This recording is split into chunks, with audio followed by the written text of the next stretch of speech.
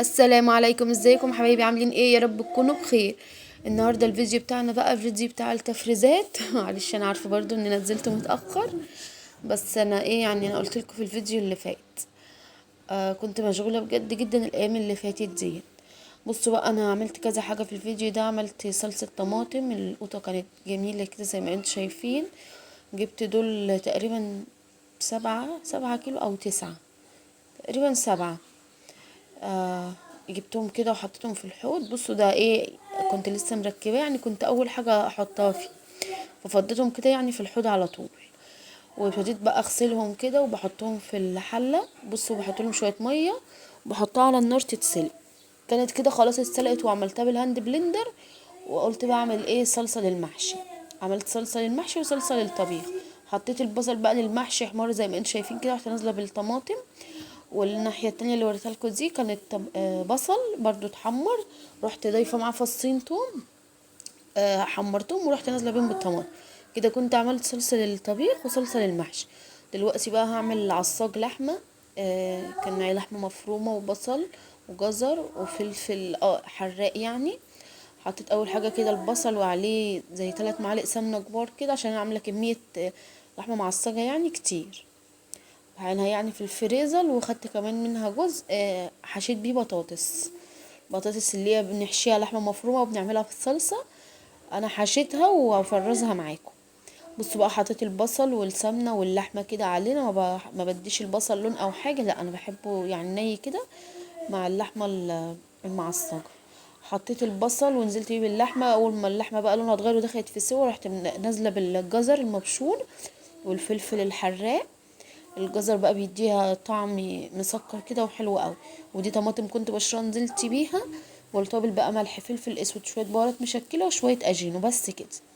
واقلب بقى واسيبها على النار، ايه وطيت عليها بقى وسبتها لحد ما استوت. وكده اللحمه المعصجه كانت جاهزه معانا. دلوقتي بقى هعمل كفته معصجه. بصوا، حطيت بصل بقدونس اضربهم مع بعض في الكبه. ينعموا خالص. هنزل بيهم بنص كميه اللحمه، اخليها ناعمه خالص، والنص التاني يكون زي ما هو كده. وهنزل بقى تشوفوا يعني هنعمل مع بعض ايه دلوقتي. حطيت البصل والبقدونس وضربت كده. بصوا انا مسرعه لكم الفيديو على قد ما اقدر، عشان الفيديو ما يبقاش طويل عليكم. بصراحه ما بحبش الفيديوهات اللي بتكون طويله دي. نزلت بقى بالتوابل، ملح، شويه فلفل اسود، شويه كبابه صيني. لو مش متوفر عندكم يعني شويه بهارات لحمه، بس ايه حاجه بسيطه خالص. لكن هي بالكباب الصيني بتكون احسن. ونزلت بيهم كده وضربت. وكان كمان معايا حتة ليا حوالي 50 جرام كده او 100 جرام. وبرضه نزلت بيها وضربتهم بقى كلهم مع بعض. فضيت اللي في الكبة على اللحمة اللي كانت في البولة يعني زي ما هي. وفضلت ادعك فيهم شوية كده مع بعض وصبعتها وحطيتها في الطبق زي ما شفت. دي بقى البطاطس اللي قلت لكم هحشيها. انا عملتها معاكم كذا مرة قبل كده.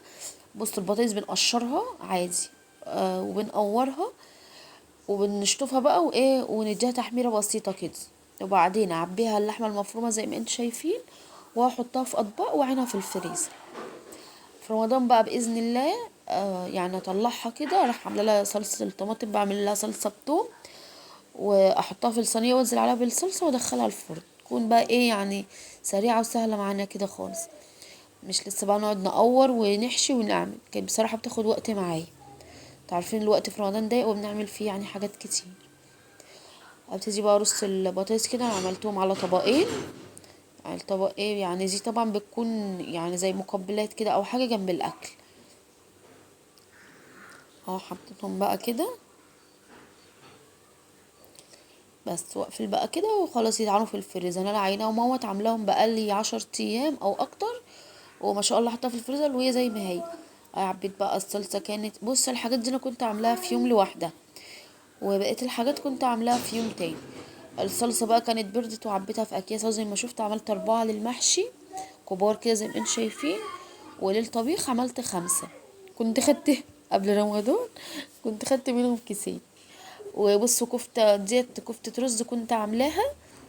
بس للأسف أنا كنت ناوية أصور وأنا بعملها عند الجزار، بس كان زحمة جدا في اليوم ده فما عرفتش بصراحة.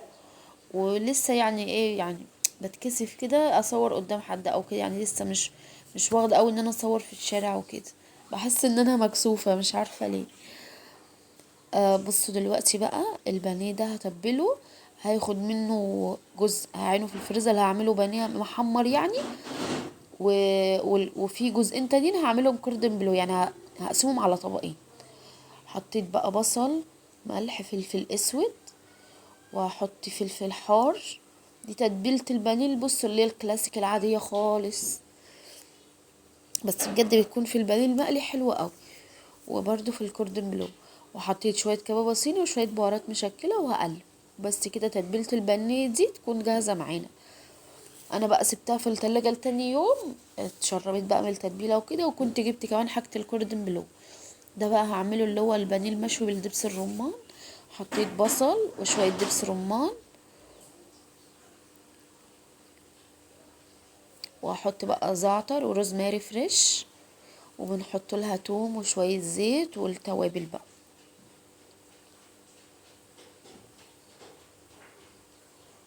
ده اهو التوم، حطيت فصين كده، وهحط شوية زيت. بصوا ده حطيت ملح وشوية فلفل اسود وشوية بهارات مشكلة وشوية زيت. بس كده وقلب وخلاص، دي كمان التتبيلة دي تكون جاهزة معانا.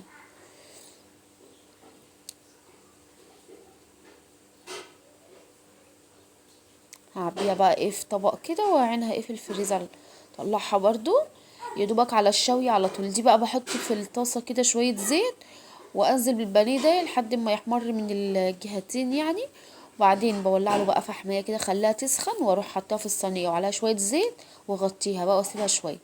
بجد بيكون طعمها تحفة اكني مشوية على الفحم. دلوقتي بقى هعمل شيش طاووق. تدي اقطع صدر الفراخ كده، ده مكعبات.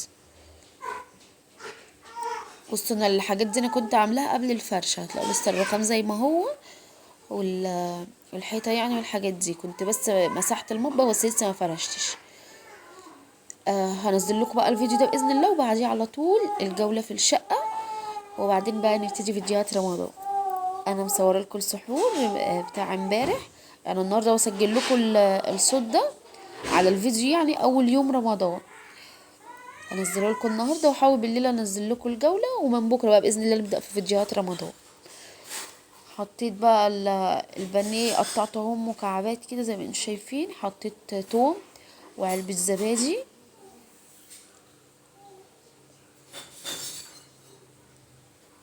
توابل بقى هحتاج ملح، فلفل اسود، بهارات مشكلة، بصل بودر، توم بودر، وبابريكا، كبابة صيني.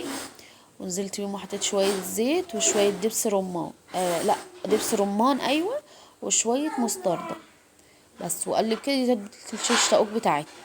برضو اعبيها في طبق كده، اطلعها واروح مسيخاها على طول، عشان بصراحة ما فيش مكان في الفريزر ان انا يعني اعملها في اسياخ وكده، هتاخد مكان كبير، لكن العلبة كده صغيرة على طول. بس وعملتها وبرضو عينها في الفريزر. دي بقى كنا تاني يوم كنت اشتريت الحاجات بتاعة الكوردن بلو. حطيت بقى ايه قطعة البانيه بين الكيسين كده وادقها، عشان يعني ايه تكون رفيعة كده وتستوي احنا بنحمرها. جبت لها بقى ايه تركي مدخن، وجبت جبنة شيدر. ابني هو بيتخانق مع اخته بره عمال يقول لها ماليش دعوه، مش عارفه في ايه، لو سامعينه. اهو ده التركي مدخن وجبنه شيدر، وابتدي احط والف كده واقفل كان عندي اعدان الشيش طاووق، بقيت باخد منها الجزء اللي هو فيه بوزه كده، يعني اكسرها كده تبقى زي الخله الصغيره عشان اقفل بيه. بس بدق كده، واحط اللي عليها قطعه الجبنه الشيدر وقطعه التركي، بس والف. برضو هنا في اطباق في الفريزر، لما اطلعها بقى اروح احطها في يعني بيضايه كده، وعلى شويه لبن، ملح وفلفل اسود، و... وانزلها في البيض باللبن ده، وبعدين احطها في شويه بقسماط يعني على شويه فيجيتار. بس واقفلها بقى بالعود كده. اعمل ايه واحده معاكم كمان عشان الطريقه بس تكون وضحت لكم، وبعدين انا اكمل بقى بقيه الكميه. انا خدت جزء منها زي ما قلت لكم وعينته في طبق ورحت عينه في الفريزر، والجزئين التانيين هعملهم واعبيهم في اطباق. مش شايفين شكله؟ اه بصوا عملت بقى طبقين كده، ده واحد عملته صغير يعني اصغر من التاني، ده هعمله بكره يعني باذن الله. تاني يوم رمضان هعمله مع ال- الاسكالوب بانيه اللي انا تبلته معاكم امبارح، عشان جوزي يعني قاعد اجازه، فقلت ايه يعني اظبطه كده شويه، عشان هو يعني ممكن ايه يقعد معانا يومين او ثلاثة كده بالكتير في رمضان، فبحب اهتم بالاكل يعني وهو موجود. هعمل له بقى ايه الاسكالوب بانيه ومع الكوردن بلو ده ومحشي بقى وحاجات كده. دي تتبيلة الاسكالوب. بصوا دي شرايح الاسكالوب اهي. هحط عليها بصل، يعني البصل صفيته وخدت المية بتاعته، والطماطم برضو صفيتها وخدت المية بتاعتها. حطيت عليها البصل والطماطم والتوابل بقى، ملح فلفل اسود شوية بهارات مشكلة وشوية كبابة صيني وربع كوباية حليب، بس كده. وحطيت كل دول مع بعض وقلبتهم وعينته بقى في التلاجة. دلوقتي بقى حطيت ايه قالب الزبدة كده هسيحه على النار، وديت شربات كده هعمله. حطيت كيلو ونص سكر عليهم يعتبر لتر ونص مية، وحطيتهم على النار. غلي بقى، رحت حطاله عصرة نص ليمونة، وغلي شوية كمان وحطيت له الفانيليا وبس كده وطفيت عليه. لما برد بقى عبيته في ازازة وعنته في التلاجة. بعمل بقى ايه حلويات في رمضان يعني، اروح مطلعه العسل وسقيه بالحلويات على طول. مش كل ما اجي اعمل يعني حلويات اعمل لها شربات. والزبده برضو كنت حطاها معاك وسبتها لحد ما اتقدحت على النار، وعبيتها في علبه كده وعنتها في التلاجة. دلوقتي بقى كنت جايبه مكرونات هعبيهم كده في العلب بتاعتهم المنظمات ديت، واعينهم في الضرفه. بس كده دي اخر حاجه معانا النهارده في الفيديو بتاعنا. بجد المنظمات دي حلوه جدا جدا. كان الاول اكياس كده وبعدها في الدرج، لا دي كده المنظمات حطاهم في الضرفه، شكلهم حلو والحاجه كده بتاعتنا تكون منظمه. حطيت بقى فيه المكرونات كده، وكنت جايبه لوبيا وفاصوليا عبيتها في العلب الصغيره ديت، وشعريه كمان، بس واحطهم في الضرفه وخلاص كده. اتمنى بقى يا حبايبي ان الفيديو بتاع النهارده يكون عجبكم. لو الفيديو عجبكم متنسوش تعملوا لايك سبسكرايب وتفعيل الجرس ليوصلكوا كل جديد.